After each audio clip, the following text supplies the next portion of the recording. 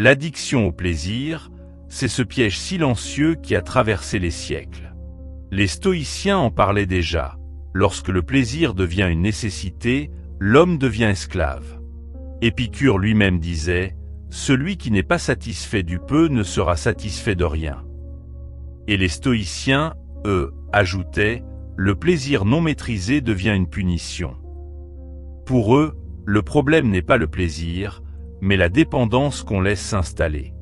Sénèque expliquait « Il n'est pas libre, celui qui est esclave de ses sens ».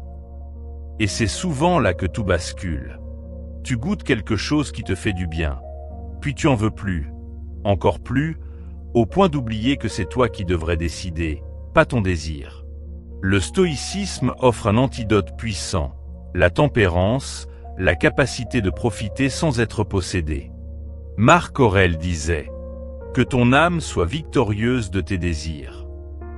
Dans la vision stoïcienne, le plaisir est comme un feu, utile quand tu le contrôles, destructeur quand il se répand.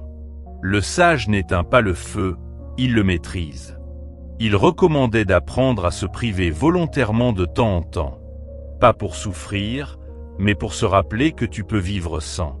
Sénèque pratiquait cela souvent.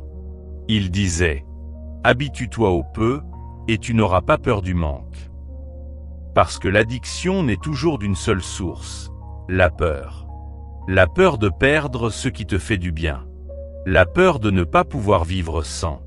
La peur du vide. Le stoïcisme brise cette peur en te ramenant à une vérité simple. Tu es plus fort que tes envies. Tu peux choisir, au lieu d'être tiré par elles. Et là, tu retrouves la puissance intérieure.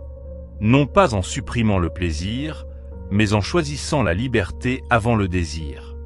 Au final, retiens ceci. Le plaisir est un ami, tant que tu restes maître. Il devient un tyran, dès que tu t'inclines devant lui. Dites-moi votre avis en commentaire et n'oubliez pas de partager la vidéo. Cela pourrait sauver une vie.